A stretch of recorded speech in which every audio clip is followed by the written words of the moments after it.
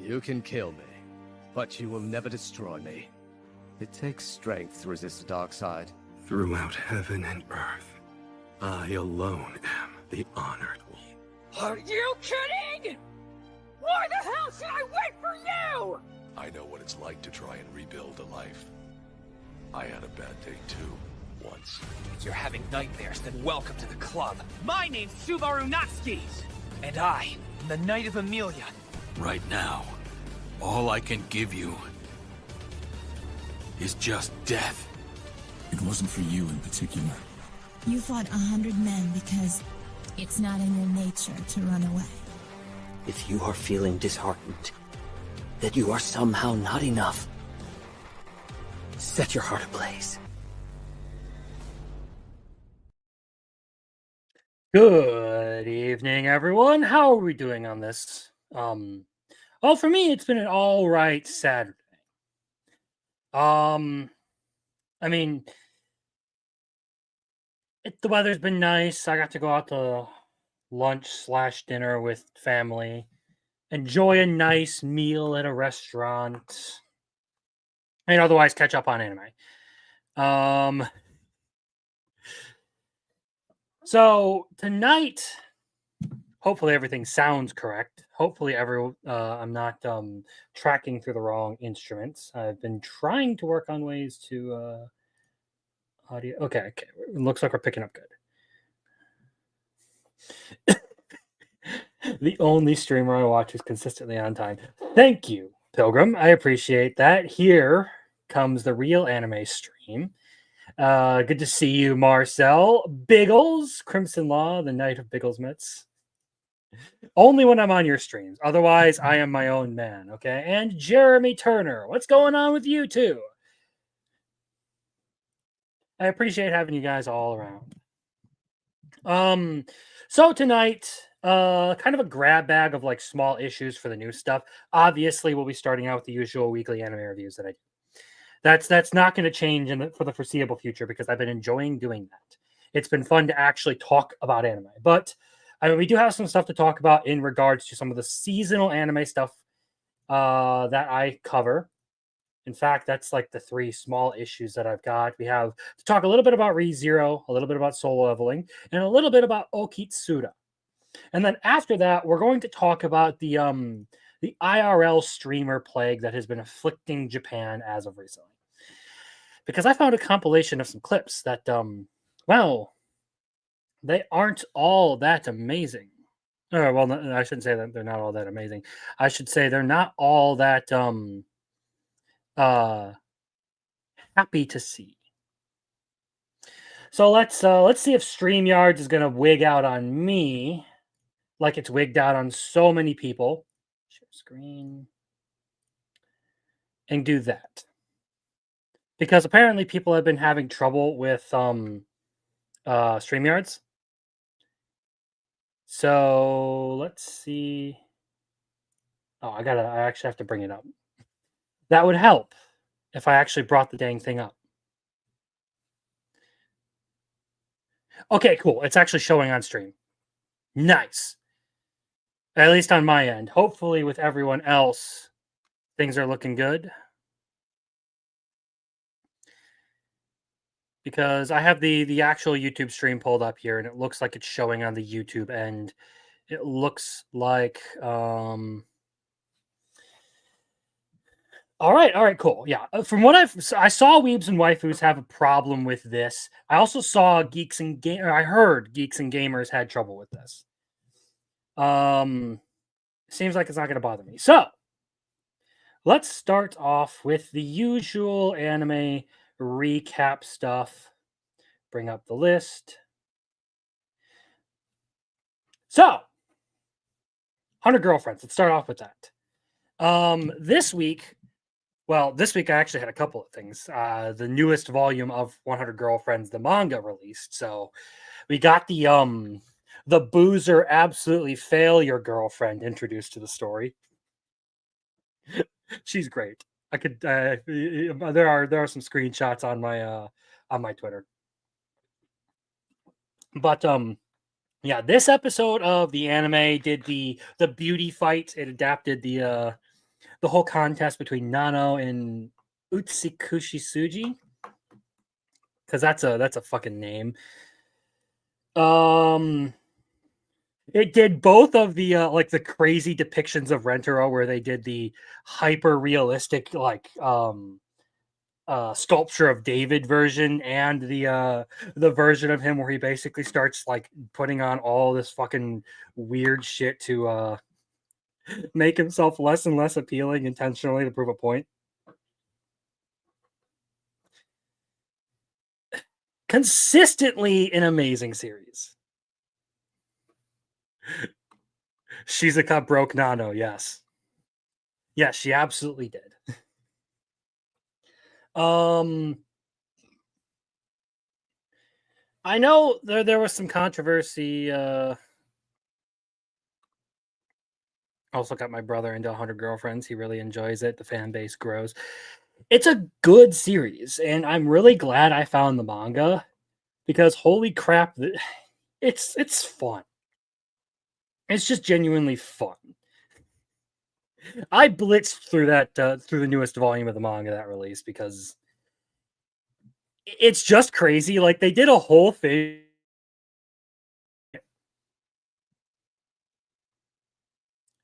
Sorry, it looked like I was frozen up there. Was anything?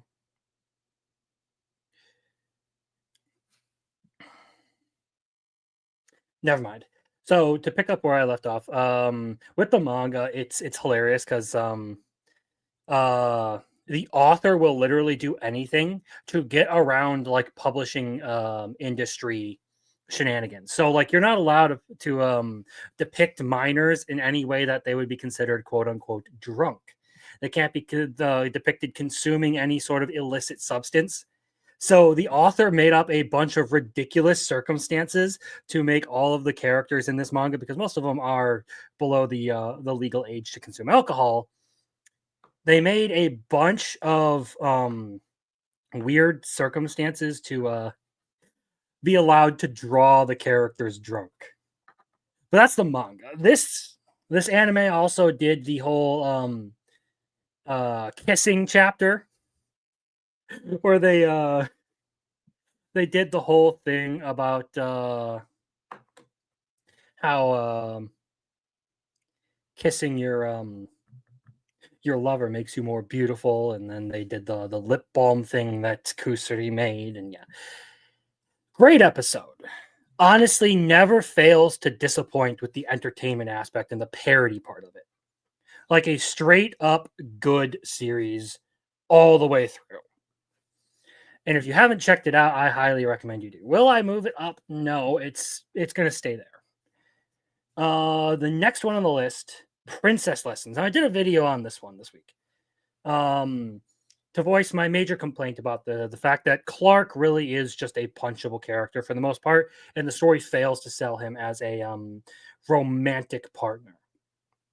But we do see that the Princess Lessons start again, and Letty is desperate to avoid them.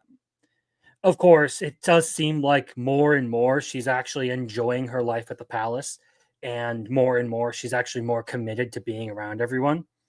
But it's still kind of annoying that they didn't just go with the better part of the series, because when they did the ghost episode with all the booby traps and stuff, that was genuinely funny and entertaining. That part of it was fun. I don't really care so much for the character drama of it all. Absolutely love 100 Girlfriends. One of the funniest anime in recent memory, and also some good fan service. Correct.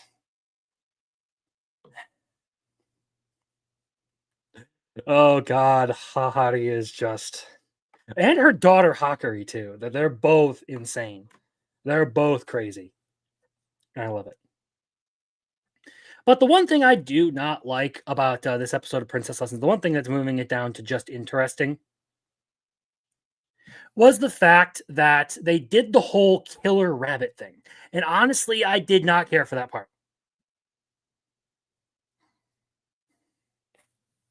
As far as Princess Lessons goes, the killer rabbit just wasn't a fun installation to this. Hello, Mufflerte! Good to see you. So yeah, that one I do have to move down into the interesting category because while it did reach a peak there with some good entertaining stuff, it's kind of come back down as it's gotten more and more into like the drama stuff. So it leans a little bit more shoujo.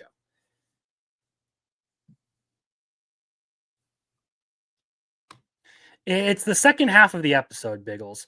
It's remember the animal that Clark compared Letty to, said that they're like mate for life or whatever. Well, apparently one of the people that they invited into the palace brought like a baby one in, and the parent came into the palace grounds looking for its child. So, yeah, stupid fucking kid did something fucking stupid, and it was an episode. It wasn't really an entertaining episode, but there were some good moments. It's still an interesting series when it decides to do comedy stuff. I just don't like what they've done with the characters, particularly how they kind of abandoned the funniest part of it with just Letty shenanigans in favor of keeping her trapped at the palace. It basically went the route I think was not the worst, but not the best for it. And it's been disappointing for that aspect of it. Yeah, there's 100 girlfriends. Then, of course, there is Shangri-La, or sorry, there's 100 Girlfriends, there's Princess Lessons, and then, of course, there's Shangri-La Frontier. So, we have now entered the games tournament arc, and this kind of convinces me that they are going to be like leaving us on a cliffhanger and going into a season 3 because there aren't a whole lot of episodes left, if I remember correctly. And it feels like this game tournament thing might be way too big to settle in just a few episodes. Because if you remember correctly, the fights against like Weathermon and the second fight against Lycagon, those took several episodes.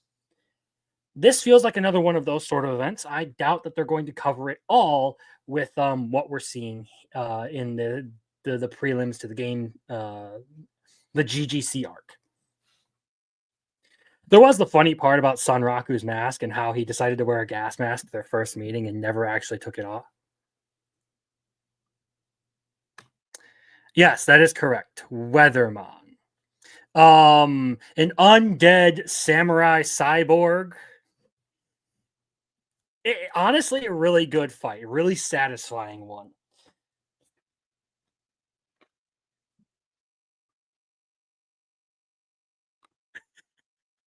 Is he a wizard or Jamaican? Weatherman. It's the Weatherman. I love that one. You think they will cut off the tournament in the middle? That would be pretty annoying. I don't know. I'm not as familiar with the manga. That would probably be a question for, I believe Muffler Tape has read this. He's probably more familiar with it, but what it kind of feels like they're going to do is maybe some like prelim stuff and then leave us on a cliffhanger for the GGC. And then most of the next season will probably be dedicated to the GGC while also handling the Katarnid stuff that they're involved in SLF. Because it's not Shangri-La Frontier if they're dedicating almost a half a season to a completely different game.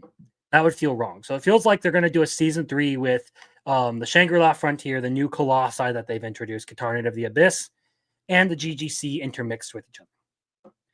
That would be what I'd suspect as a non-manga reader they are going to do for a season 3.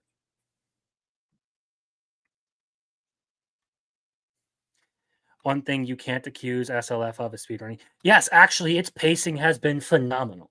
It's done a really good job of not rushing everything, but also not drawing it out for too long. It strikes a really good balance overall. So as far as that goes, again, I am not going to move Shangri-La Frontier. It's going to stay there. But still a solid series overall. Still do recommend this one. All right, I guess we get to talk about the elephant in the room for the week. The single best animated piece of anime that came out this week, if you ask me, ReZero episode 13. Holy hell. So they got Vincent Chansand to do the animation, and he did a stellar job with it. We'll actually talk a little bit about that later. Once we get through the rankings and stuff. But it wasn't the most story driven episode. It was a lot more action heavy, but it was mostly because it was focused on Garfield's rematch against Kurgan and a little bit of his character development as he's kind of like traumatized a little bit after his fight with Elsa and feeling like he's not sufficient because he couldn't stand up to Reinhardt in a fight. So there's a little bit of character in this, character development in this. We also get some stuff happening with Aldebaran. That whole thing was funny to me. Aldebaran being a clown, and with the one of the gluttony fights, I should say, one of the gluttony fights. Because if you remember correctly, there are 2 gluttonies. Well, actually, technically 3, but you haven't met the 3rd one yet. So, yes, the body changing animation was pretty crazy. I'm still just laughing at Al acting like a cutesy little schoolgirl while apologizing, just mocking lust. This big jacked dude with a fucking sword just doing the like cute little apology to mock her. But it was a good episode. Definitely the best as far as animation goes for ReZero. It is the best display of animation this series has gotten. Not the best display of storytelling though, but not a terrible episode, not a storyless episode, because there are still moments in there that are important to the characters that show them and their motivations, their growth, and all that kind of stuff. So again, ReZero stays on top. I'm just very, very happy to see the work that Chansand did with that whole fight scene. It looks gorgeous. All right, now we move on to one that I love, but I don't know how to feel about the direction of this latest episode. So, tying the knot with an Amagami sister. I still think this one is an S tier romance series. Like genuinely, it is great. But I am not a fan of the forgetting arc, the memory loss arcs. I didn't like it in Ranma and a half. And I don't like it here, but in this, it makes a little bit more sense. It's kind of delved into like a alternate reality, I guess. Another supernatural phenomenon has basically happened. A wish was made, and some things happened, and now Uryu is trying to grapple with with reality around him completely changing. I did like the first half of this episode though, because there was a lot of good stuff as far as the sisters are concerned. There were some good character moments for that. I just don't like I don't know. If there's one trope that annoys me in romance, it's the memory loss trope. That one, for some reason, particularly annoys me.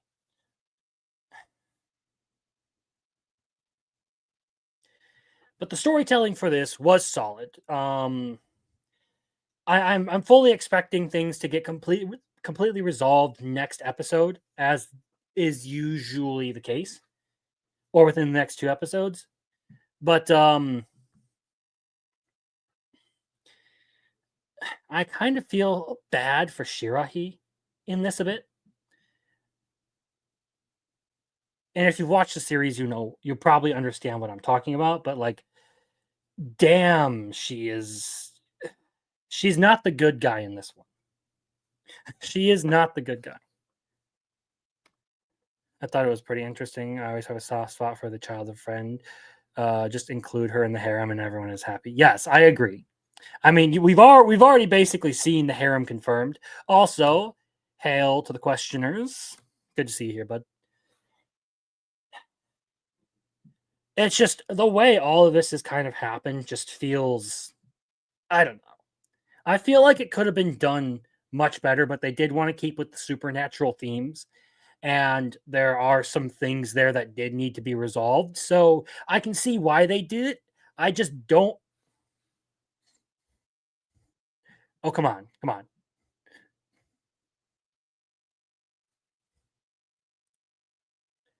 Are we good? Okay. Maybe not.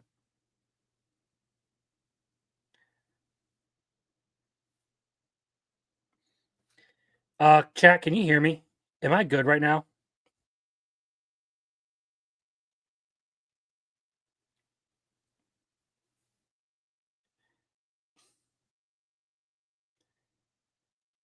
Okay, cool. All right, because my other computer just blue screened. And it made me think I was frozen up. I may not have the Streamlab bugs, but apparently I'm having tech problems no matter what. Fortunately, the other one is just my administrator account. So it's not the worst thing in the world to encounter.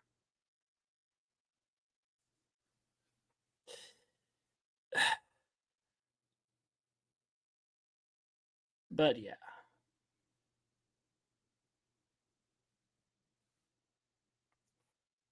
Yeah, my laptop just blue screen, which I was using for the administrator. Anyway, we can keep going. It just means I won't be able to see your comments as often. So I'll have to come back to them after we go over the series. So tying that with an Amagami sister is going to stay there. I'm not moving it up or down. I want to see how all of this pans out because in the next couple of episodes, it could completely reverse course and be something very, very different than what I feel about it now. That said, we're going to keep moving on. So, Dad's been reincarnated. This one had a little bit of a it had a fun episode. It decided it was going to take a break from most of the usual storytelling and do something a little bit fun and entertaining. We got the whole like Rubik's Cube puzzle maze thing. That was entertaining, and the fact that nobody wanted anything to do with Lucas because of him starting the whole thing, that was funny to me. And it also is looking like our main character is starting to catch on to everything that's going on around him, which would be nice because, well, him realizing that maybe there's a way out of that world might help, accelerate the plot along. It's an interesting development. I think the guy deserves to go back to his family. Excuse me.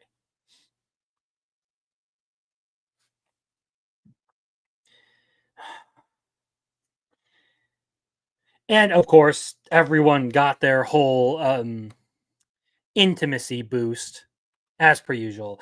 Genuinely solid episode. One that was fun to watch for all the same reasons that this series has been fun overall.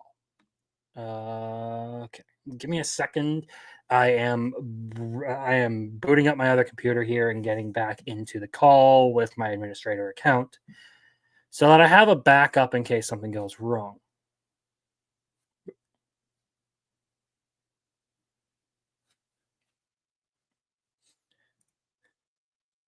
Oh, the train? Yeah, the train part was interesting. I have this pet peeve when it comes to music, where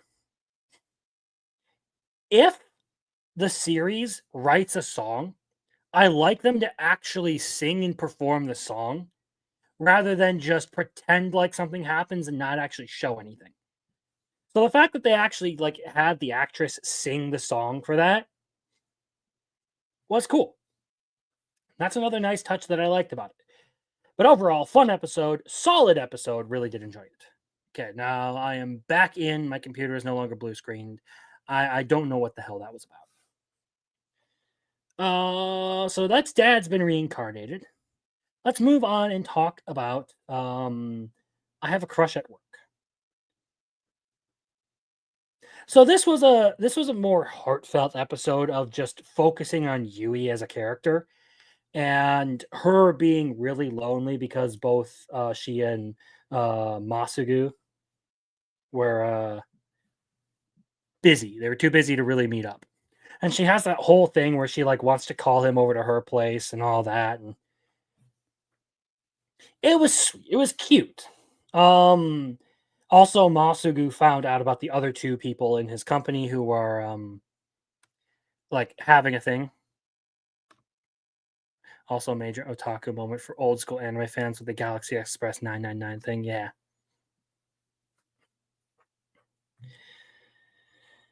Now, where was I? And it's also like really starting to seem like the Chiefs romance aspect to it. The boss lady and the one coworker who found out about the main characters. It seems like their romance might actually be like a very real thing that we're going to see here happen soon, because it looks like they're actually like developing feelings for each other, and they both have like interesting reactions towards the situation, especially when Masugu mentions to Sohei that he saw them at the cafe. Sorry, I didn't mean to derail you.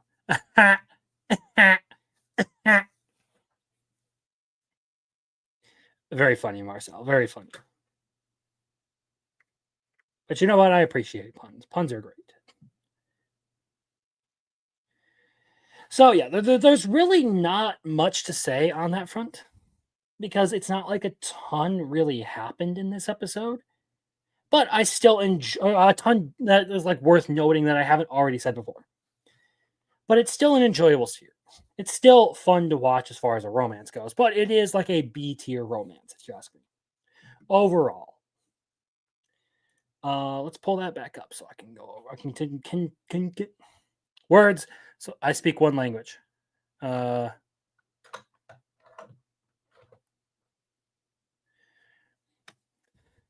you gonna play the Crazy Ones video game? It's like an anime dating sim game that came out. I've never even heard of that, to be entirely honest. That sounds like a yandere simulator, and I don't think I'm really a fan of yanderes. At least not as much as like, I don't know, literally any other category, like female romance trope.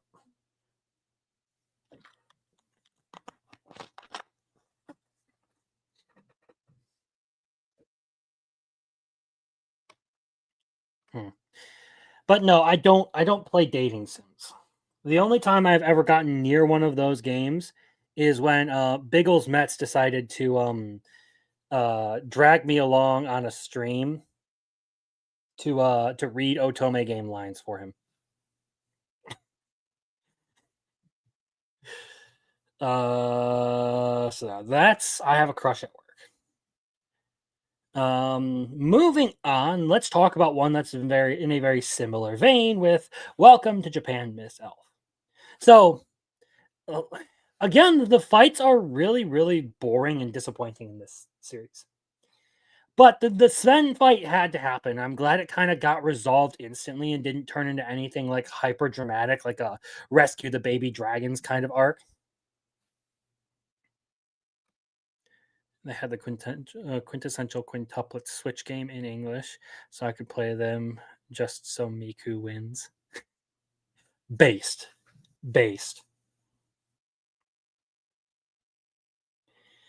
Now with this episode, I did like the part about Redra, the dragon, actually like doing her thing. The one moment she actually decided to go and like do something in the plot. It was actually pretty satisfying, and I did like the music that they used for that scene.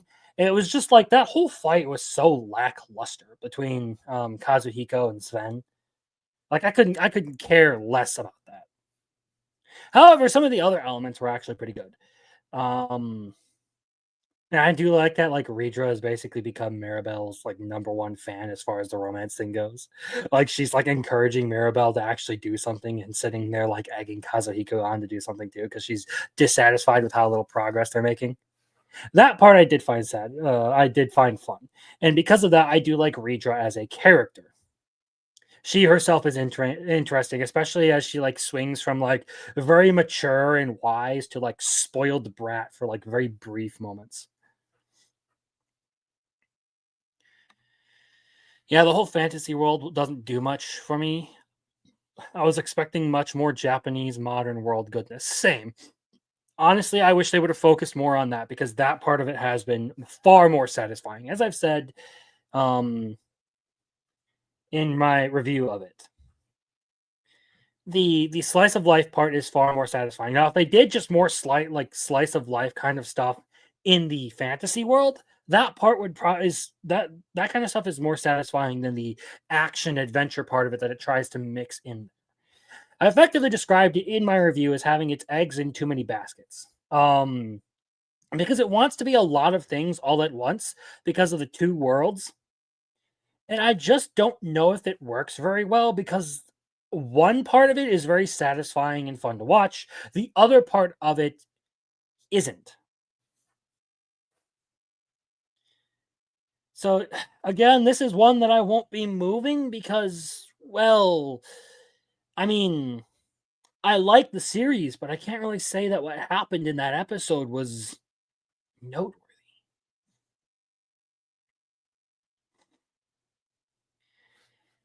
I mean, aside, of course, from the dragon joining their party, that was something I kind of expected would happen. But hey, um, let's talk about the Apothecary Diaries, the better mystery series of the week, of the season, I should say, because Amiko MD did have a really good episode this week. But Apothecary Diaries, and I don't have any notes on this, so I'm going to go off the top of my head on this one because I watched it today. So I liked what they did with the Empress Dowager's, like, backstory and the reason for her belief in the curse and her interactions with the Emperor and the complicated relationship that they had. That part of it was interesting, and the mystery part of it, again being another mystery of the week sort of thing, was pretty well done. I liked this sort of small thing. I like it when they take small little steps and just do one thing at a time, and then slowly build into the much bigger mysteries. And I'm glad that they haven't fully resolved the foreign diplomats thing, and are just sort of taking a break from that and doing some other small stuff that really made Apothecary Diaries pop in the first place. Well, yeah, true, but I take notes after the episodes just to record my most significant thoughts, so that when I stream, I'm not sitting here trying to rack my brain to remember exactly what happened in that episode. By taking notes, I can roughly keep track of what happens in every episode and not have to worry too much about sitting here being like, uh, what happened? I don't remember quite what happened. I think you get the point. It's easier for me and probably far more entertaining for you guys if I just make a few, like 3 bullet points to remember what I thought about the episode, and not confuse it with something else. But yeah, we get a little bit more of a look into the Imperial family and some of the relationships there and how characters were raised and all that kind of stuff. It was good. Was it the best episode this week? No. But as far as entertainment goes, it's still one of the solid parts of Apothecary Diaries that they do that. It's still one of the solid elements that holds up Apothecary Diaries, that they do that mystery of the week sort of thing. And I like that they've returned to that for the most part for this season, and have been consistently doing like small things that sort of tie into the story overall and give us more like lore and background on everything that's happening.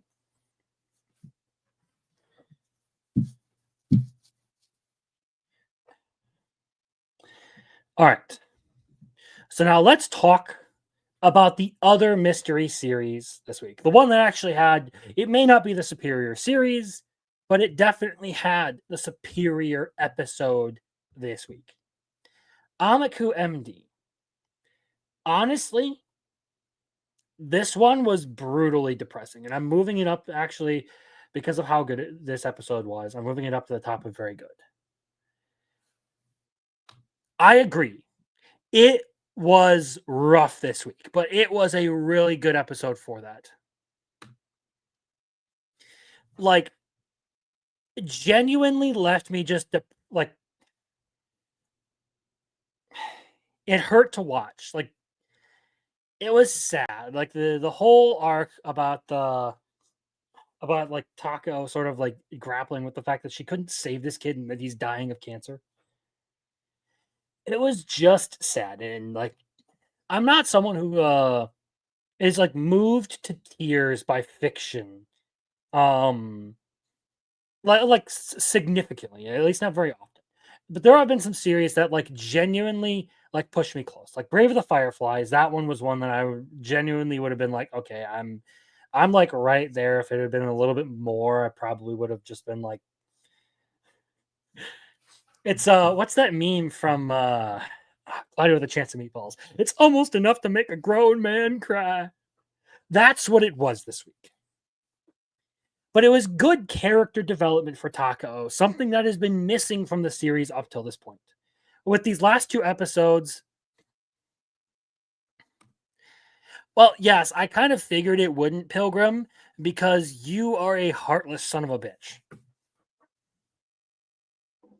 Like you sold your soul for like a fucking Big Mac years ago. I'm convinced of it. Oh wait, no, you don't have a soul. You're ginger, aren't you?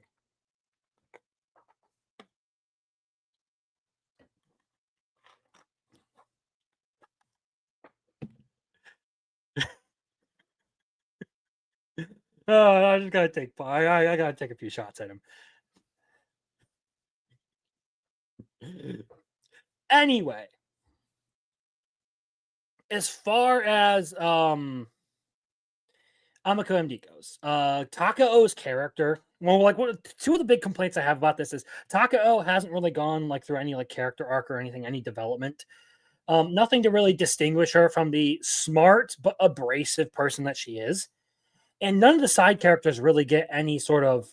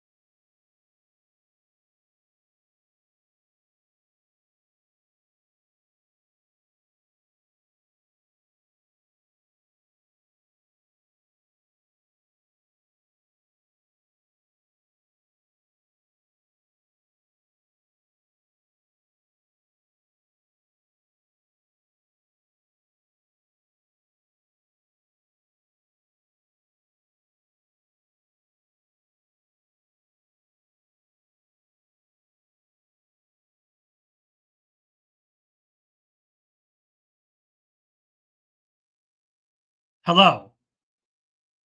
If you can hear me, I am currently struggling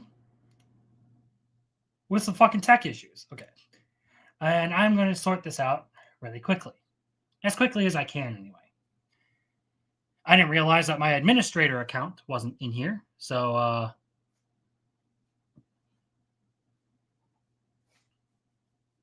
I will be back on screen in just a second. Because, well, this whole fucking thing is being a pain in my ass.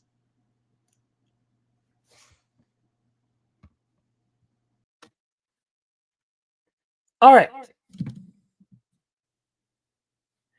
There we go.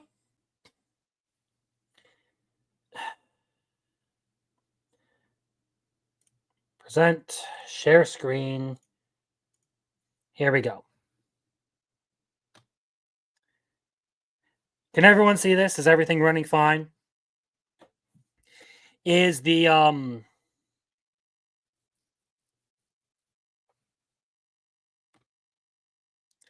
this is true.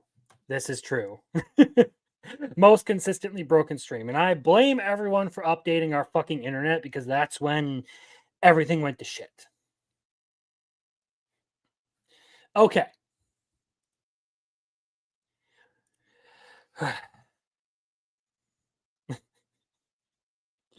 Oh god, it's not a fucking live stream without me getting booted out of my own fucking call.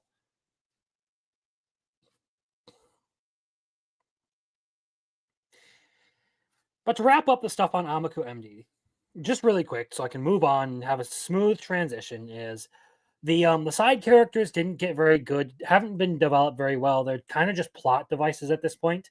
And Takao, up until these last 2 episodes, hadn't really gotten any good character moments. There were small things that showed her actually having like emotions and stuff, but for the most part, she was just kind of like intelligent but very abrasive to people because she didn't know how they felt. She couldn't read the mood or anything. This episode, you get to see a much more human side of her. And it was a really good moment as far as like making her character more human and connecting the audience to it. So episode 8 was effectively what the series needed. RIP.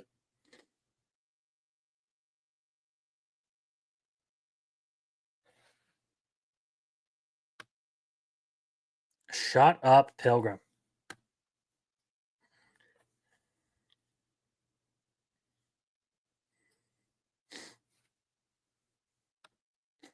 She's just hot Japanese Dr. House. A lot of people meme on that. But from what I've seen of House, Takao seems like much, much less of a sociopath.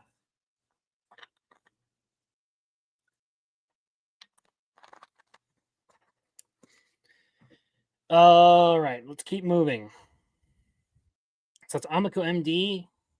I'm getting married to the girl in class that I hate. So this one also had a pretty good episode this week. One that I enjoyed and feel like is going to push some actual like good character resolutions. For the series. Sorry, I'm distracted by this, Mr. Muffler Tape. So, effectively in this episode, Akane is being forced to lay in the bed she made for herself by being a total tsundere. She keeps she keeps denying the fact that she feels anything for Saito and ends up incredibly jealous every time everyone's just like, all right.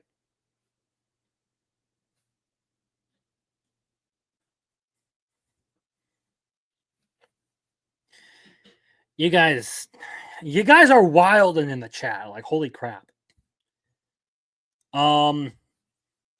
But yeah, in this episode, we do get a bit of Saito's backstory about how he basically feels like he isn't wanted by his parents and how Himari feels the same. They do the whole fake dating for the they do the whole fake dating thing to try and stop the rumors because Himari accidentally made the comment of Saito and Akane living in the same living together out loud, and that started a whole bunch of rumors. So Himari is doing the whole thing to try and like take advantage of the fact that she gets to pretend to be Saito's boyfriend. It was a very good episode because it's now sort of like pushing the fact that Akane is very, very desperately jealous.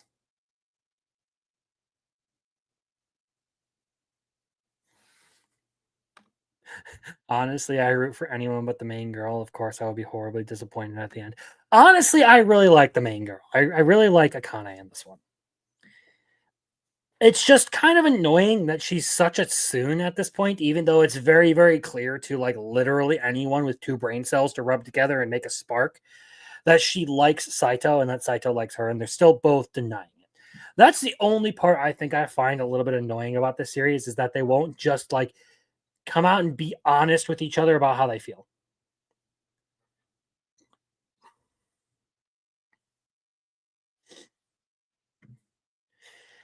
But I did like this episode. It was fun. It's just, I don't know. It could be better. Liked it either way. I may be a guild receptionist, but I'll solo any boss to clock out on time. So, in this episode, Alina's dreams have been crushed. I like the cousin in the Gamma. Look, I think Shisei is just a fantastic comedy character. And of course, I forgot to fucking upload the fucking clip that I sent. Where is it? It's in here somewhere. I will find it and I will start uploading it so I can play it.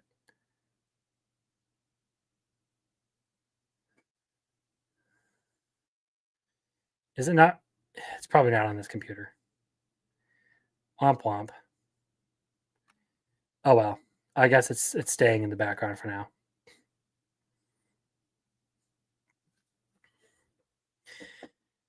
So yeah. Huh. I guess I'm in the minority in my own stream because I still like Akane more than Himari. I still like Akane the most. But hey, everyone's entitled their opinion, even if it is trash. Okay? No pointing fingers at whose opinion is trash. That's up for you to decide. It's just that some people have trash opinions, others don't. To get back to guild receptionist. They mentioned the idea of the traitor in this episode.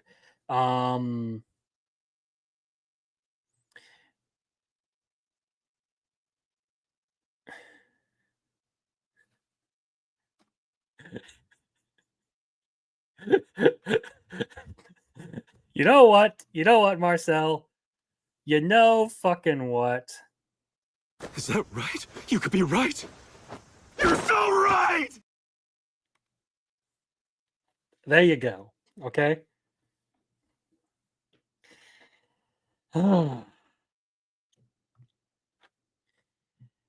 Look, I don't get the hype around the guild receptionist anime. It's fun, but it's far from amazing. Alina being a bit of a tsundere in this episode was fun.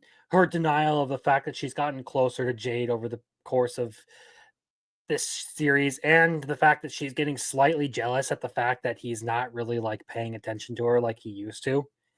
Those parts are interesting, although it does kind of seem like I don't know. I get this vibe that the guild master is the person who is like the traitor that they're mentioning, but I don't really know who else it could possibly freaking be.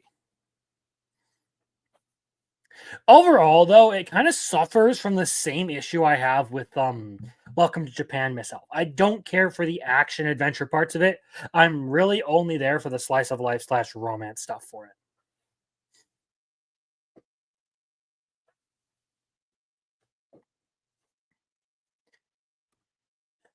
Yeah.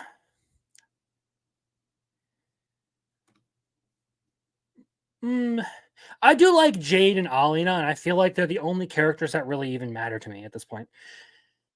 Lululi a bit, but like, I don't know. I'm still not terribly invested in her. This one, I think I'm going to move down a bit because while I do enjoy it, it's just like one of those series that I don't see all the hype for.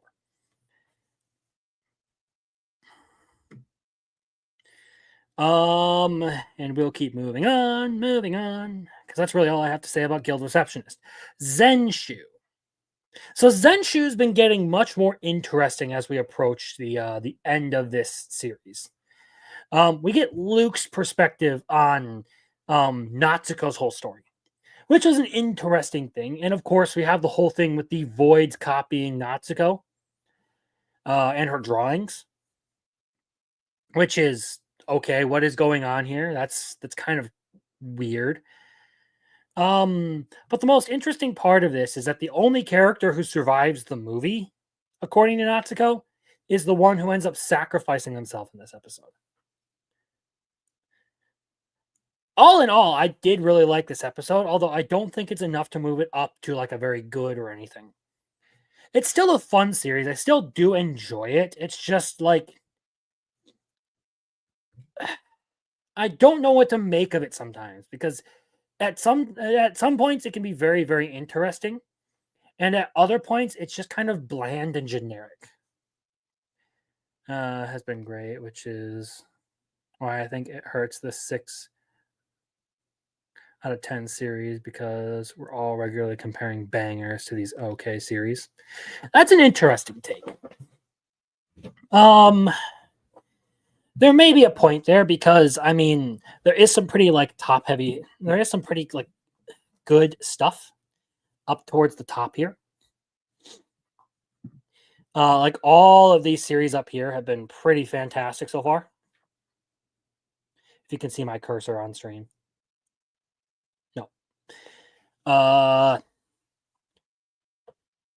But yeah, and then you start getting down into like the okays and the interestings, and they feel kind of bland in comparison. Generally, these are like watchable series. They're series that I would say are worth like picking up and giving a shot. And the interesting and the okay stuff. Very good are things that I think like definitely need to get recommended more, and then must watch are the ones that I think absolutely need to be watched this season if you're watching any anime at all. But as far as Zenshu goes, it's not a bad series. It just gets terribly outshone by a lot of other things. That said, though, like I already have said, it was a good episode this week. I thought it was fairly interesting.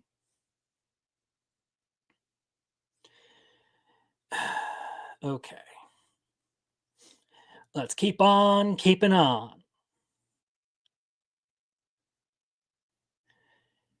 Genuinely not a lot happened in this most recent episode of Blue Box.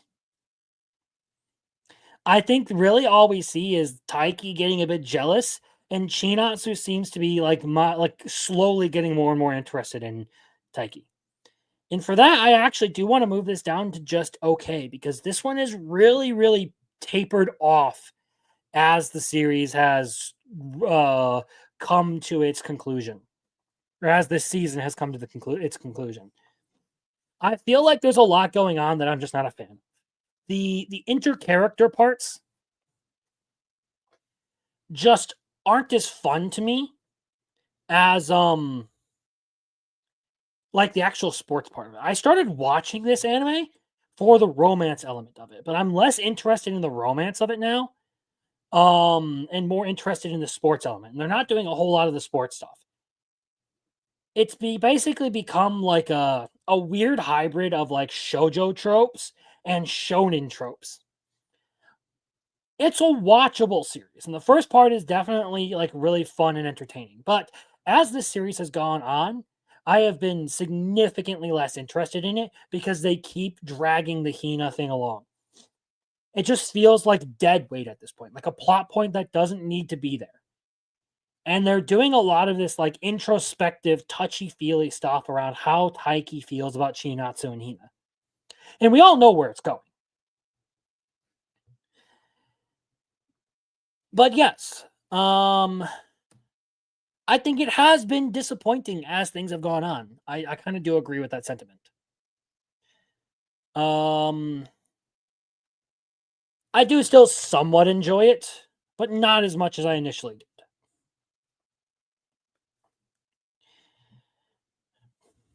One that I actually have had like the opposite experience with is actually the next one, Honey Lemon Soda. So in this episode, we get a lot more we get some like character drama and stuff, but it's actually character drama that is meaningful to the story and important to certain characters' arcs, particularly with Uka and her dad, and how it shows everyone being friends. I'm moving this one up to very good, because as it's gone on, I've been more and more impressed with the series. Same generic complaints about them not using music well, but it's been a solid like romance. It's been a good series for character development. Like Uka getting to know her classmates and actually making friends and like overcoming her shyness and this idea that she doesn't want to trouble her parents and all that. And all of the misunderstandings that caused. The dad does really come off as an asshole in this episode. That is one thing I will say. But I do like the way everything got revolved and the way resolved. I also like the way that they preserved the father daughter relationship while also sort of like straightening out the kinks in their relationship, and the way he's overprotective and very domineering.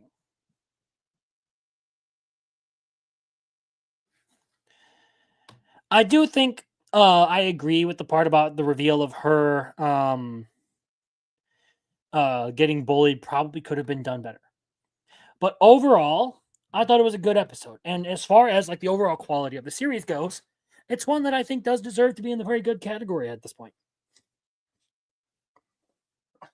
Oh. Pardon me, I forgot to mute my mic for that. So yeah, it's been a really good experience if you're looking at the character of Uka Ishimori. Because, well, I mean, she's gone from this person who's been really shy, and you've actually seen her change herself and continue to run up against different troubles or different problems that challenge her. And it's never really made people out to be too terribly like evil or anything. Obviously, it does show that the bullies are problems. But as you saw in this episode, they aren't completely evil people. They're just kids with their own problems. Also, the dad just really cares for his daughter. Yes. I don't think he is domineering her.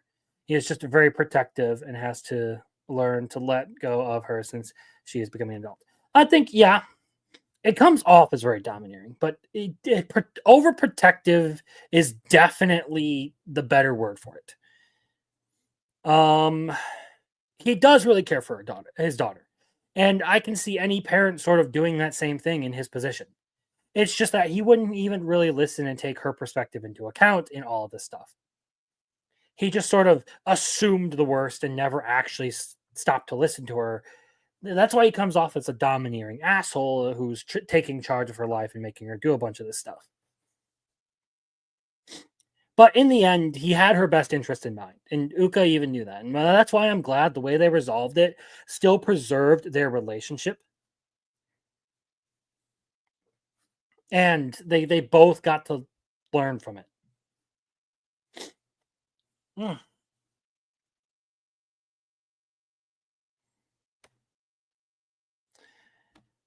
To some extent, yes. I mean, I wouldn't know because I don't have kids of my own. But I would say he's coming from the right place of like wanting the best for his daughter. He's just not paying attention to everything that's happening. Poor girl.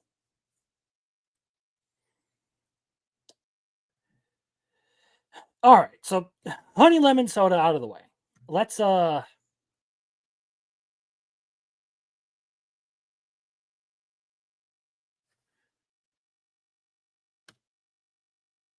Pilgrim.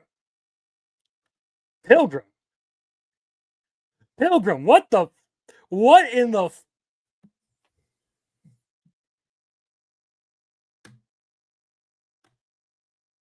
excuse fucking me? What now?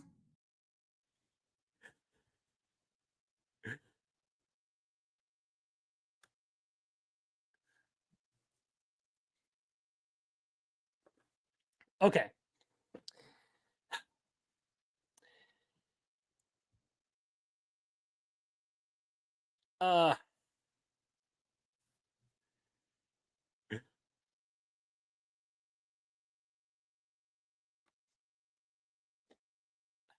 Would rather be overprotective than too lenient and let whatever happen to them. I kind of agree with that.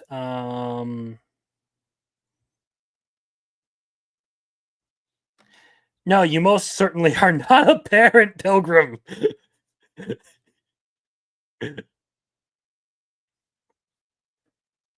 So moving on, because I don't want to dwell on whatever the fuck Pilgrim's up to any longer. Solo leveling. So we've gotten the start of the Jeju Island raid. And of course, everyone's been introduced to Beru now.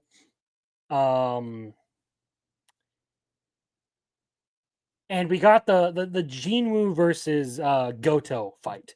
And it was interesting because they removed an aura farming moment where Jinwoo scares the shit out of a couple of people. And in favor of that, they actually placed like a wholesome family moment and did some like character work with it. I like that change. I like that they're actually emphasizing Jinwoo's attachment to his family more than the aura farming power up stuff.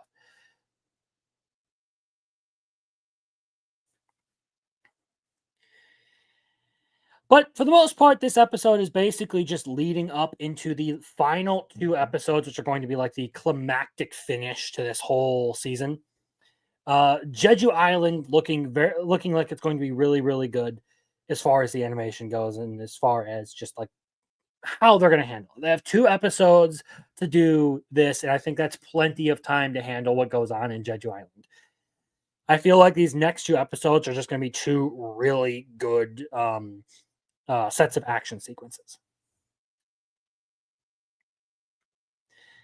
That said, I don't think I'm going to move it around anymore because it's there. So solo leveling.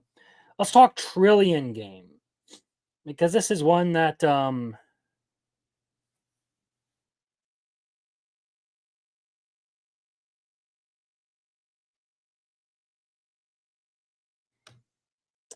yeah, exactly. Like the fact that the family isn't really touched on much in the manhwa, and the fact that they decided to put a little bit more of that into the anime has been a good decision as far as the production goes.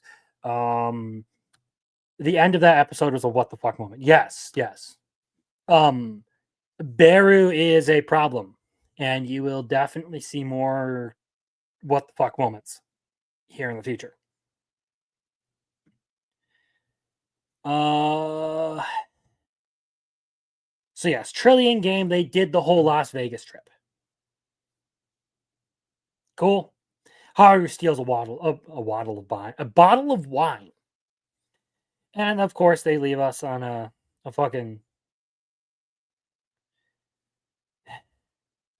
interesting point with how they're going to deal with Dragon Bank's media campaign. Look, I can't say I'm really terribly invested in this series anymore. Whatever was going for it at the beginning just isn't there. I don't like the art style. The characters are just kind of there. It's not as fun anymore. I've seen Haru's antics so many times at this point. I'm just not surprised by anything he does. I mean, the bottle of wine theft was kind of a funny thing, but overall, this series just is another one that I don't think has been too terribly great. Red Ranger Isekai. So we get Red's whole backstory. I thought that was part. That was part. I thought that part was good. Stumbling over my words here and screwing up. Of course, we also get to see Jealous Idra, and the fact that Logi doesn't understand what how women think is kind of funny. But then, of course, we get that whole cliffhanger episode, so that's yay, I guess. It's going to be interesting to see how they resolve this, especially with the themes that they're playing at for this arc. I'm curious as to what they're actually going to end up doing. Overall, though, not really much to comment about. It was just kind of like some funny, like tokusatsu stuff. Another show that is developing past the bounds of its initial premise. I still enjoy Red Ranger Isekai, but I wouldn't say it's an amazing series. It's mildly entertaining at times, and it does some okay character stuff, but overall, just it's aight.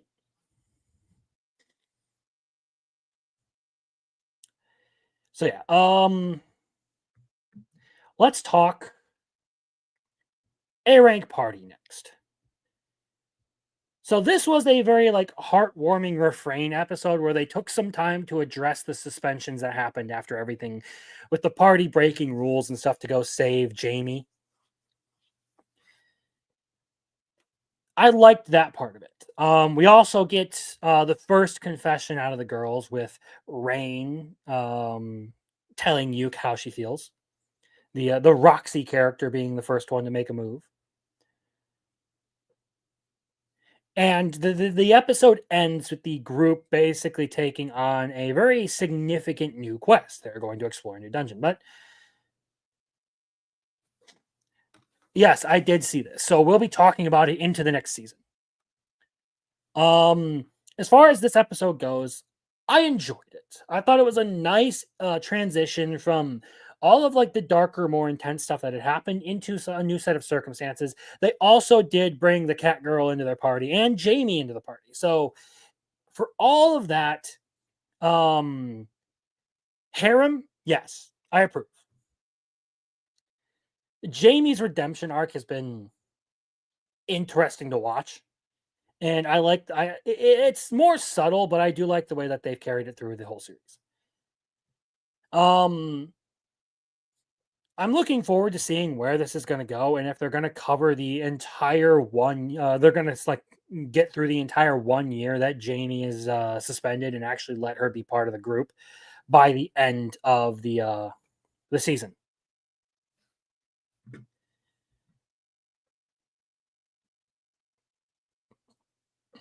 So, still a good series. It had a bit more of a tamer episode this week. I'm not going to move it up or down because it's still been good. I still like the way they've done all the characterization and stuff. I feel like it's done very well.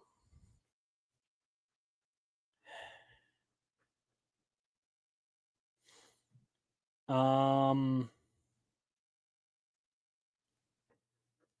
don't really think I have anything else to say about that one. There's really nothing coming to mind when I read over my notes. Medalist. Hold on. Before I move on, I like that Rain was kind of aggressive in her pursuit, looking forward to the girls fighting who gets their turn next. Right? So yes, I've liked the romance part, the romance subplot of it. That part has been entertaining. Rain is thirsty. Medalist. I have a complaint this episode, like a major complaint. I don't like that they did a 1 year time skip. But the episode is otherwise really good. Tsukasa gets a new student in this one, and he's a bit of a handful. And it's been interesting to see his reaction to Tsukasa actually like having high praise for him and thinking that his skating is good. There's some really good character work ahead of us, it looks like. It looks like there could be some really interesting stuff. I just wish that they hadn't skipped a year ahead to just accelerate Inori into the realm of actually competing with the other girl. I forget her name.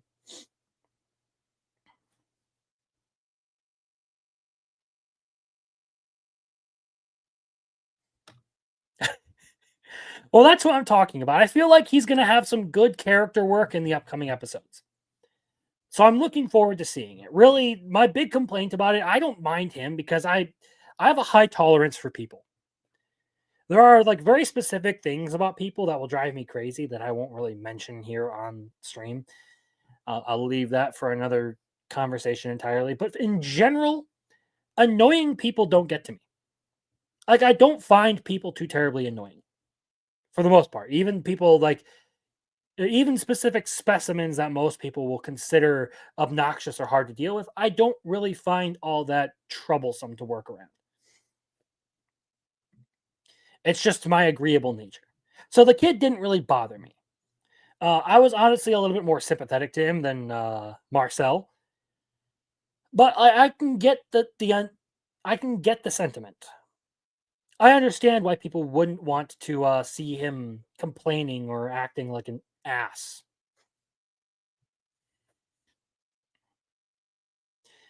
I'm just looking forward to how, like, clearly Tsukasa is very invested in his students, and he's very attentive to like what their abilities are and how good they actually are, and he's very supportive of them.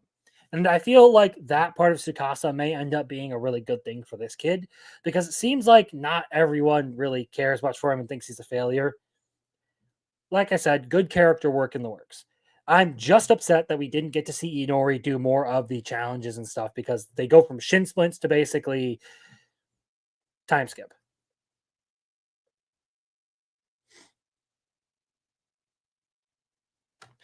Yes, but keep in mind, she also ascended several ranks. She goes from level 2 to 5 in that period of time. That's a very significant skip in the development cycle. And I feel like that sort of like betrays the hard work aspect that we had been seeing up until this point. It almost feels like the plot is forcing that that confrontation between Inori and the other girl whose name I forget.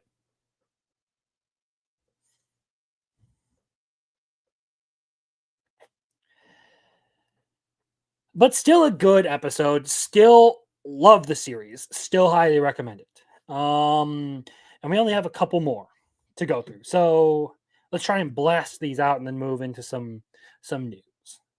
Okitsuda. I'm really upset that they didn't do more with Kana. I'm really upset that they didn't like make it a bigger moment for the series, but so be it.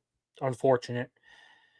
The bike part was kind of funny with Mina not being able to ride a bike and Kana being jealous of the fact that Teru was teaching her.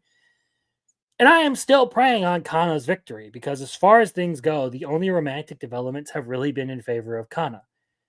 It's just that Teru doesn't really seem to notice her or her affection.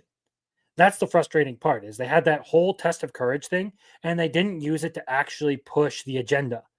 They did not push the Kana agenda.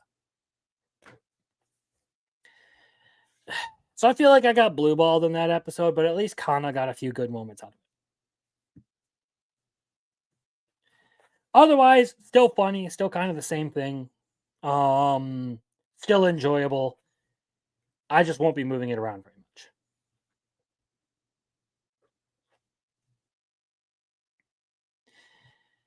All right. Two more. Orb. So this may be a little bit premature here, but I'm actually going to move Orb up to very good, because it may have just had one of the craziest twists that I have ever seen in a series. Well, I shouldn't say that. It had a pretty wild twist this episode. Because I have seen some pretty insane twists. But it was a pretty big reveal, and what it looks like is fair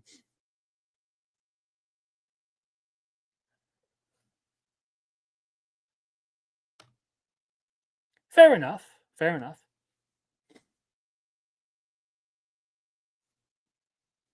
Yeah, for Orb,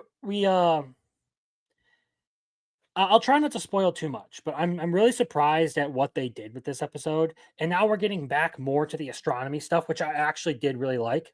And less of the like philosophizing and all of that bullshit that happened. But with that said, it does look like they're going to probably set up for a second season, because it doesn't look like they're going to do a complete story. I thought that they were actually going to do a complete story with like one season of this series, but it doesn't seem like that's what they're planning. Looks like we'll probably get like a little bit into this and not see much more after that. It hit a really bad slump with the Heretic Liberation Front.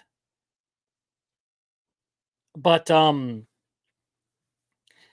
I don't know, this episode just, it was better. It was far more interesting. I was way more engaged with it.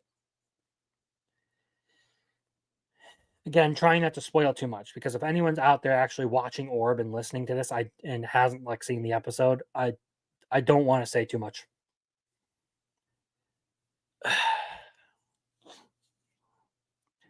I'm hoping they end strong, because if this stays in the very good, then All right. All right. And of course, we'll do our like full on like overall experience and stuff of the anime at the end of the season, which is actually coming up here pretty soon. A couple more weeks. Some of these may actually change positions overall, but there is one left to talk about, and that is Sakamoto Days. So in this episode, there was a bet over Lou. The bathhouse part was pretty entertaining. That part I did like because it was kind of like a family adventure episode. I thought it was fun. I don't care much for like the triad stuff that's happening with like Lou and this new guy who seems to be obsessed with her. It was an okay episode, honestly. Not terrible, not super amazing, but it was okay. It's the kind of stuff that, like, if Sakamoto Days was like this adventure of the week sort of thing, like it was this episode with the bathhouse, that part I would enjoy probably more.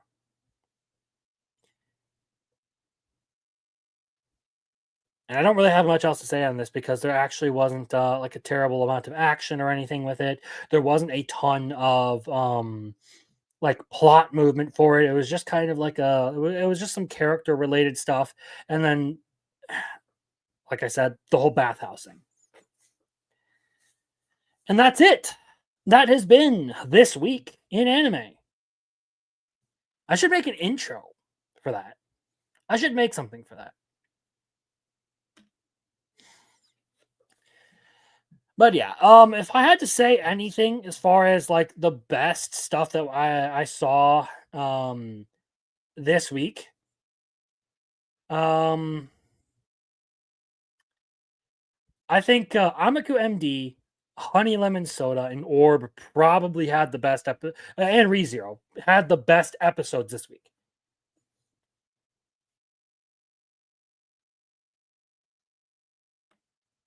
Yes, there was a striking lack of fan service this episode. So that's unfortunate.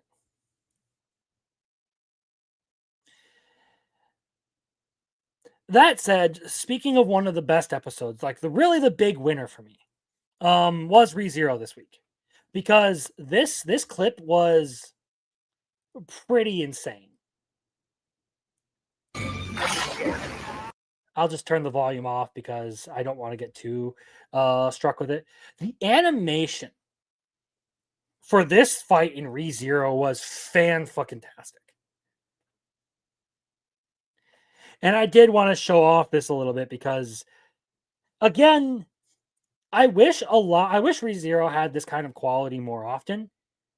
But it does still have some really good shots, but this is the best it's been. But it only shows up close to the end of season 3. Unfortunate, but like probably the best animated episode of any show to air this week. I don't want to put this like too big because I don't want to get hit with like copyright strikes or anything.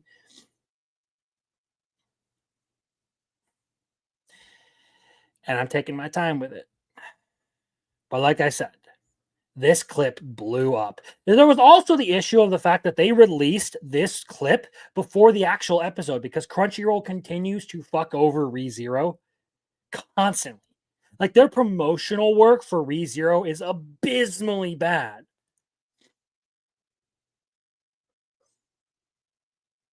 I remember reading this in the novels, and like this is genuinely like a significant improvement over the experience of like reading this.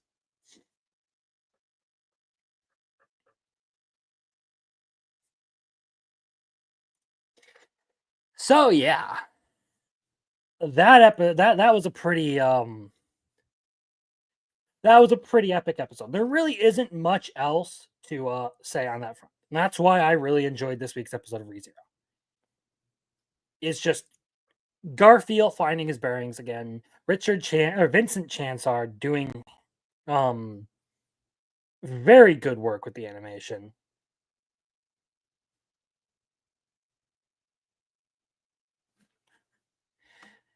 I mean, yeah, that's what it feels like. It feels like they like the people promoting the series don't care about the series. They can't even get the characters' titles right. They called the Archbishop of Greed the Archbishop of Pride. Which, if anyone knows, the Archbishop of Pride has not been found in ReZero, and at least in the anime. There is some insinuation that Subaru may have been meant to be Pride, but he is not.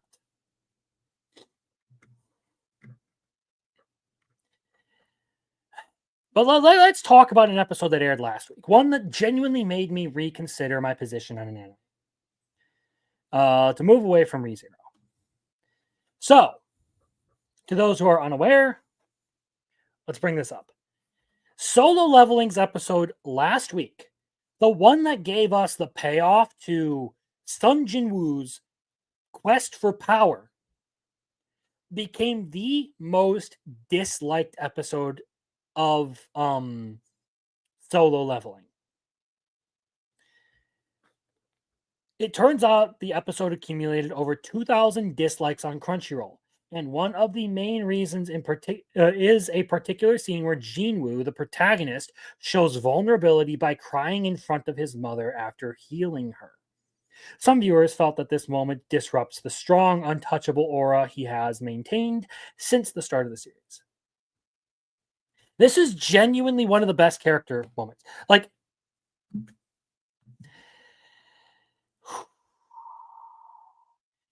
one of the big complaints is that Solo Leveling has not had any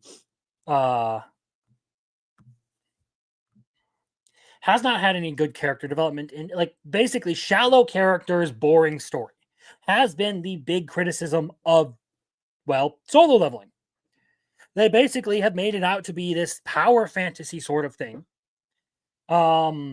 Which, for the most part, I agreed with up until this episode. This episode genuinely changed my position on it. Even after having read the manhwa, like, seeing the way this plays out, Jinwoo is a much better character for having this moment and reacting that way. And a lot of people didn't like it because it ruined his aura. It ruined his aura.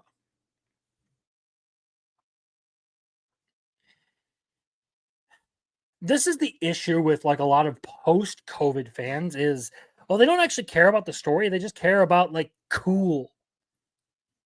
That's why, for as much of an issue as I do have with the shallowness of JJK, a lot of people really like that series for the cool element of Satoru Gojo and a lot of all that stuff. Its story is not all that great. Its characters really aren't all that worth investing in. I said so much in my review of it way back when.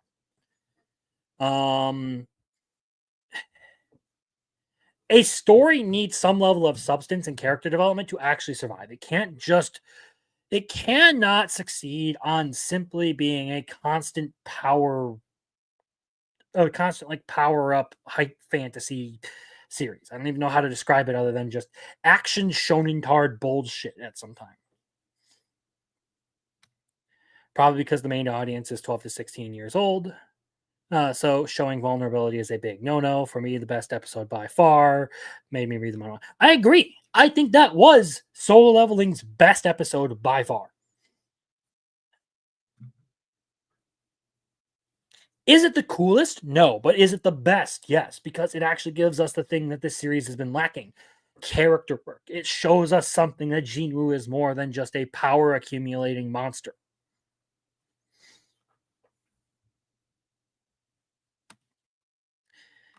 Interesting.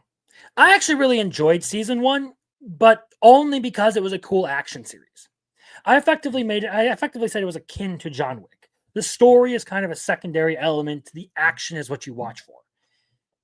This season has changed my perspective on that a little bit. I still think action is where this series thrives, but this episode was my favorite. Pardon me. And this episode was my favorite of all of them. It was by far the most meaningful episode that this series has had.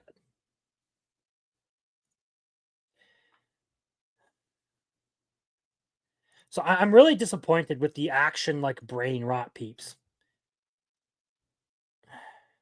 Jinwoo crying was literally one of the few good character moments in this series because it actually shows he has a bit of personality and humanity. And he's not just a raging psychopath, right? It should be concerning that modern anime fans have that much of a problem with like people being moved to tears by finally being able to reunite with their mother after 4 years.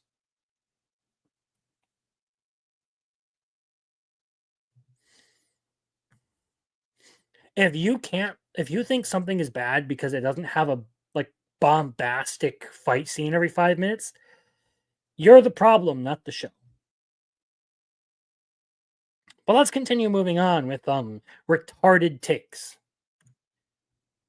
Oops. Here we go. So this is talking about Okitsura, a series I do genuinely like and think is fun. You want to put your weird fetish crap in the anime you're making? Weird, but okay. Why do y'all always name those anime like porn titles? Or sorry, corn titles. So you think it was because that storyline took so long? Sorry, let's remove this for a bit. So do you think it was because that storyline took so long? I mean, it was his reason for doing it for 2 seasons. That's part of it. I'll speak from my personal experience. When I read the manhwa, I was reading it little bits at a time. And there would be like a month or 2 or however long it would take to get a volume of the manhwa out. In order to actually like see the next part. So by the time I would get to the next part of solo leveling from what I had read, it would be a couple months and I'd kind of have like a bit of a fog over what I'd actually read. And I wasn't really keen on going back and rereading just to be able to read the new book that I just got. So I would just read the new book and I'd vaguely remember things as they happen. It's not the same experience when you see a long stretch of the story put together in a much shorter period of time.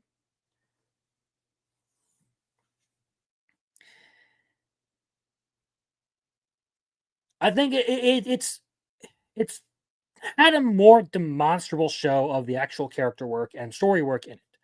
Season 2 has changed my impression of it a little bit. Like I said, I still think it's very action heavy and thrives off of its animation and hype factor. But its actual like story content is serviceable. Is it the most deep, meaningful thing ever? No. And don't try to argue with me that it is, that there's some like deep meaning or whatever. But it's a serviceable enough action story plot. And the character work isn't terrible. I don't objectively hate any of the characters. I still like a lot of them.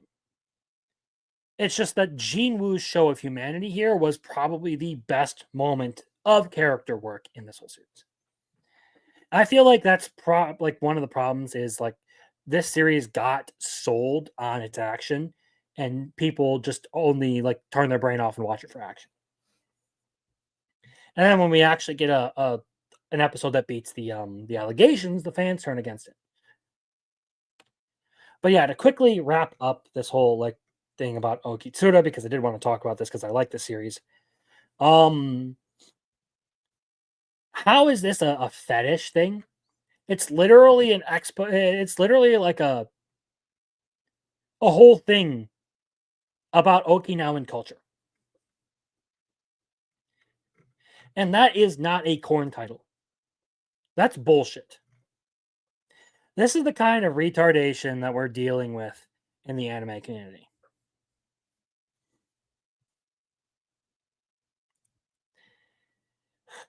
This is the kind of stuff where if you talk about something that's like niche or not very popular, people start calling you a fucking freak, even though there's literally nothing horny about Okitsura. It's very wholesome, very pure for the most part. I don't think there's really anything in there that's ever been like sexy. I don't either. This is what I'm talking about. This is the kind of like dumb stuff that comes out of the anime community now because they can just. It's popular to hate on things. It's popular to trash them rather than actually liking a good series or being invested in it.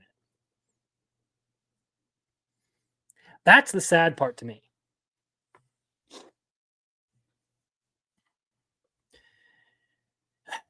But all that said,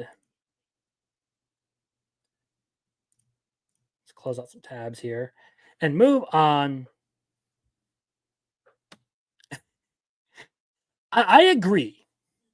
Crunchyroll stands are just they're wild to me because Crunchyroll isn't even like it's long since ceased to be a good platform for anime watching. Like their subs are bad, their titling is awful, their releases have been fucking shit.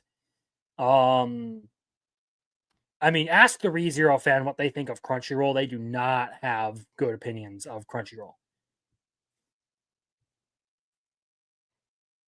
Make anime gatekeeping great again. Yes. So like I don't like to support I don't support crime, okay? I do not support going out and doing bad illegal things. But I can genuinely understand why people would opt to avoid Crunchyroll.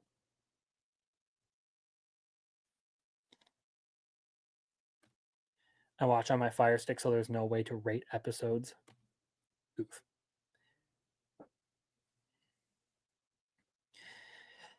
Yeah, Crunchyroll as a company is it is a can of worms in and of itself. And I've covered several aspects of it on this stream, and it may be something where I do need to compile a bunch of information and just do a full deep dive on everything that Crunchyroll has fucked up on and all of the issues that people have with it.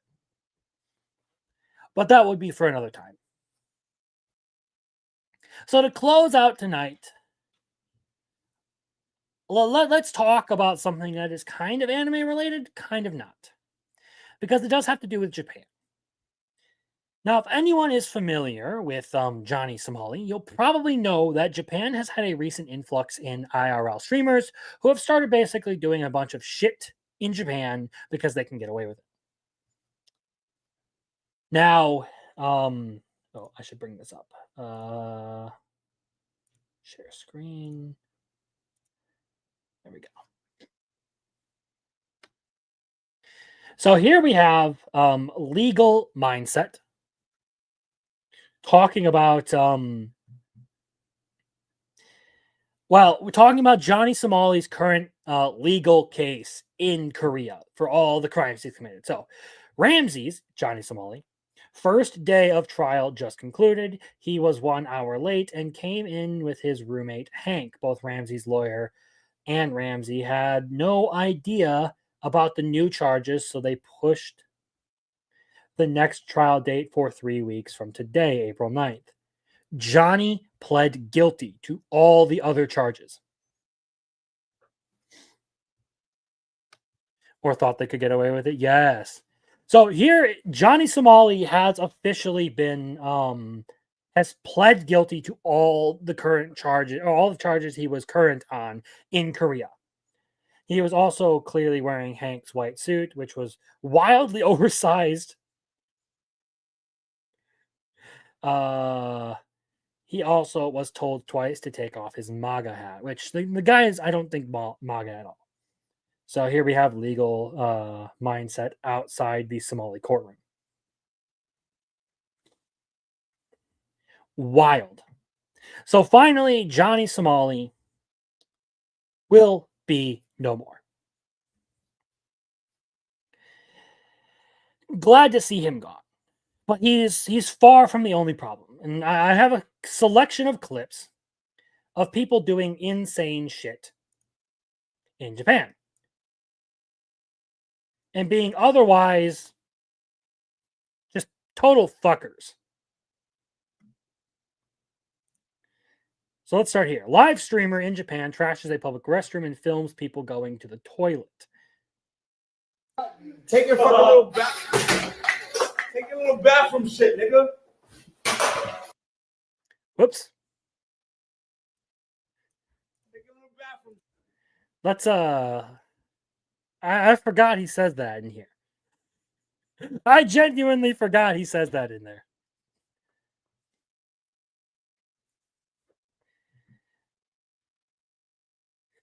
So I'm going to turn the audio off so I don't have any of that coming out again. But basically, this guy goes in and starts harassing people in a public bathroom.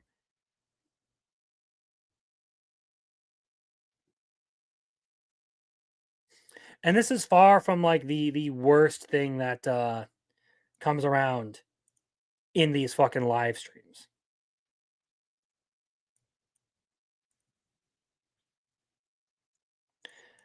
All right, here's the next one. Here's the next one. Live streamer in Japan decides to cause havoc in a nightclub.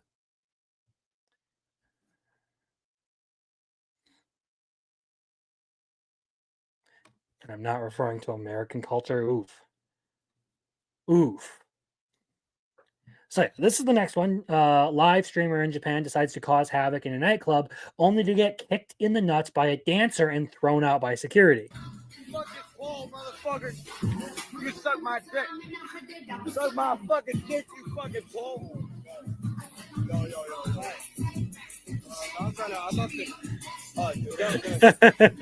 Let's just watch. What the?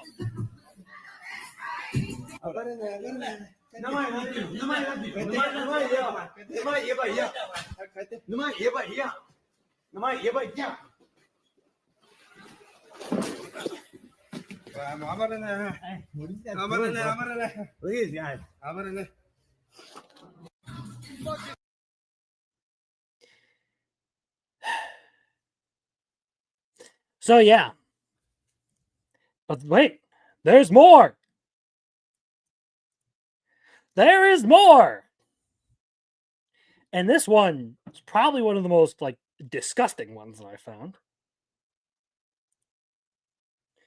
A live streamer in Japan won't use the toilet and instead, live streamers in Japan won't use the toilet, instead show off the urination corner at their Airbnb. Or go right downstairs. Show me the pee. I don't believe you. No, that's some hood shit, bro. What's wrong with you? Where? Bro, what? My God. Nah, I can't take you nowhere. That's fucked up, Xena. You poured beer on my head. Yeah, but this is not our house. We have to respect the house. What happened to respecting Japan culture? Bro, fuck you and You're basically DVR. This is Okinawa. This ain't Japan. Oh, okay. So yeah. That's a lot of basically what's been happening over in Japan, and I can't blame people for hating on fucking tourists for all this shit.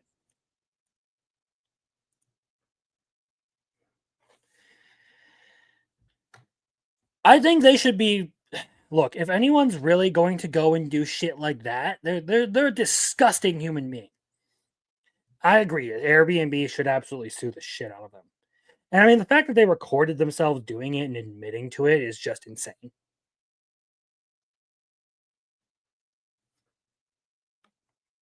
Exactly. By the time I actually am like able to go to Japan, foreigners are going to be banned from like pretty much everything because of people like this. And of course, it can never be their fault.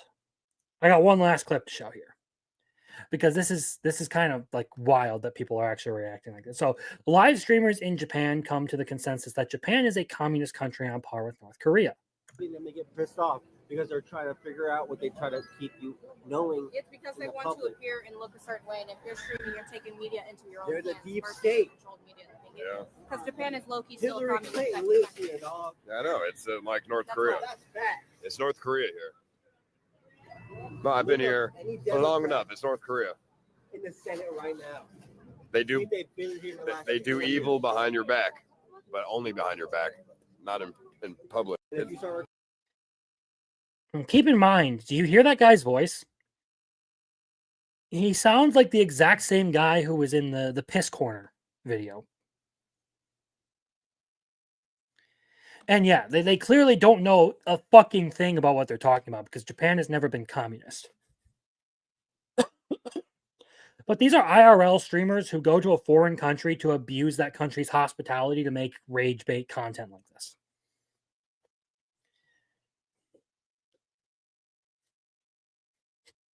Which is why I'm really glad that like Korean like streaming communities basically put bounties on the heads of people like this and beat the shit out of them. Because when you fuck around like this, you deserve to get hit at least once. Like genuinely. The stuff they do, they kind of deserve the punishments they get from people. I mean, causing a ruckus at a fucking club and being absolutely disrespectful, like the guy who got kicked in the nuts. Johnny Somali getting punched, he absolutely deserved that. It's just insane that people go this far to abuse the fucking content and to abuse the fucking societies.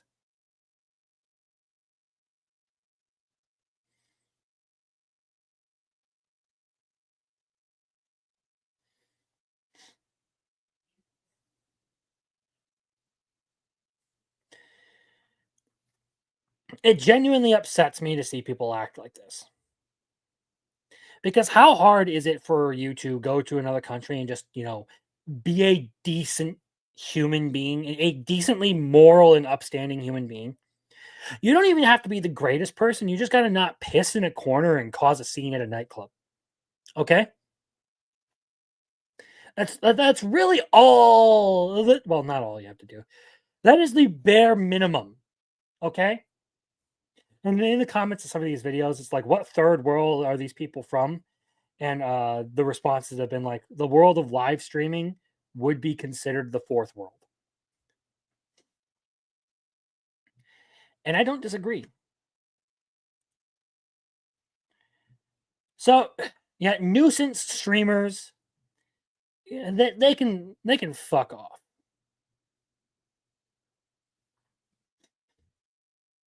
You're catching me right at the tail end, Readout Productions, but I appreciate that you made the attempt. We're talking about people who go to countries like Japan and Korea to abuse their hospitality and basically stir up trouble. The Johnny Somali types. Because there have been some pretty nasty things that I've come across this week as far as certain streamers go. There was the whole thing with Ice Poseidon and his crew rolling around in Japan and actually getting in a fist fight for hitting on a dude's girlfriend.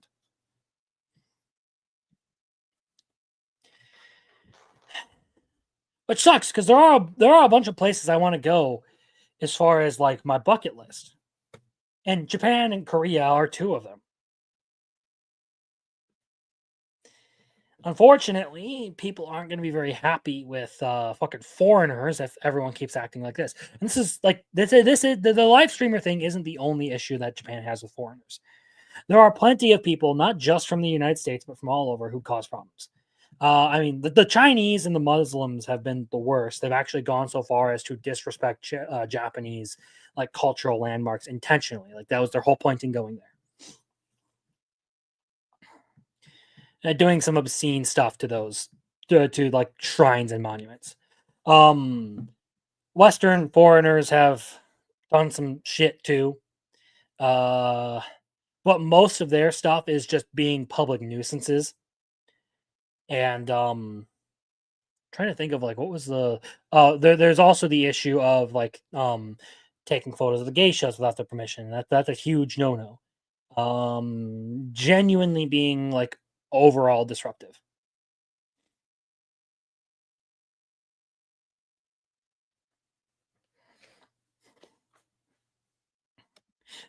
Yes, look, I'm glad to see that one fucker stamped out for good. Pleading guilty, and hopefully he learns his lesson and never fucks around again, but one can hope, doesn't mean reality is going to actually abide by that.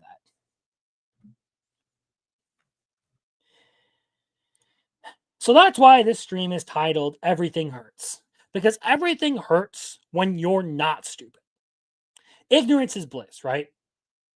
Stupid people live in complete ignorance of how much they make the rest of us suffer. And if I were to say I want you to take one thing away from this stream, just don't be an ass if you ever go abroad. If you go to a country, at least try to respect their culture. At least try to be nice to people. After years of picking cabbage, he should learn his lesson.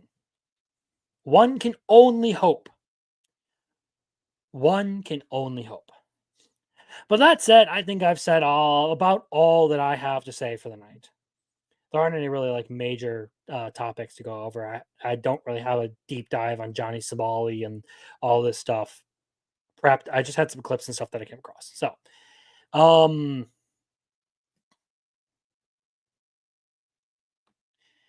if a streamer does this crap, they should take their money through damages until they have nothing left. So every time it happens, they will decide to stop doing it.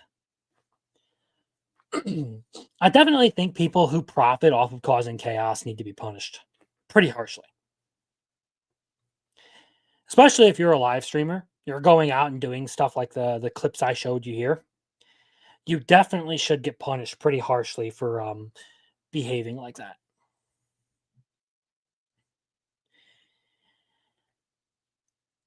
So yeah, to wrap up the night, I hope you all have a fantastic weekend. If you're here, you found my channel, you're probably a subscriber, but just in case you're not, subscribe, please. There's also memberships and stuff available. You get access to the emotes I have uploaded so far, and you give me a little bit of money that I do appreciate. It's not necessary, but it's a thing. I figure I should start promoting it. Otherwise, you can follow me on Twitter if you really want to keep up with every little thing I have to say. At Crimson Lawson. And pretty soon I may be doing some like gaming stuff on another channel. We'll see on how much work that's going to take to actually do that. But I kind of want to do a Monster Hunter Wilds review because I do have some thoughts on that one. Some things I do feel like I need to say. So I may try to launch that second channel this week. May. Again, that said, thank you everyone who showed up. The Questioners, Muffler Tape, Redoubt Production, Marcel, Jeremy Turner, Biggles at one point, the Gray Pilgrim, I know was here for a bit.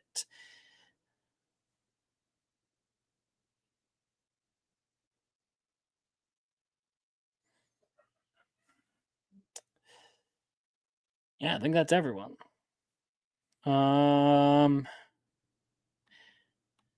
I don't know where Biggles went, but anyway. Thank you everyone who watches and interacts. Please like the stream. I do appreciate that, and tune into some of the other stuff that I'll be doing this week. I hope you all have a wonderful weekend. Oh, and of course, right at the end, we have Jeremy Turner, which gifting 5 Crimson Law memberships, and I need to get my clip ready for that because that earns you 1 big. Where is? Oh, it's right here.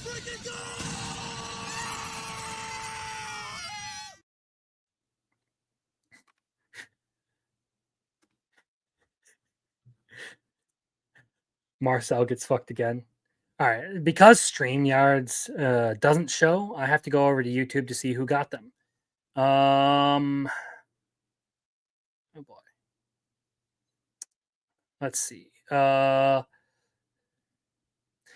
So Lee, Ronnie, Captain Cook, the Questioners, and the Gray Pilgrim all received memberships.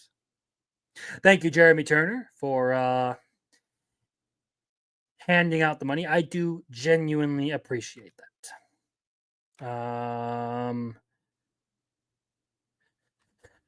How'd I glossed over again? Make sure that gifts are accepted. Make sure that gifts are accepted. Okay. I don't know. I genuinely don't know what's going on.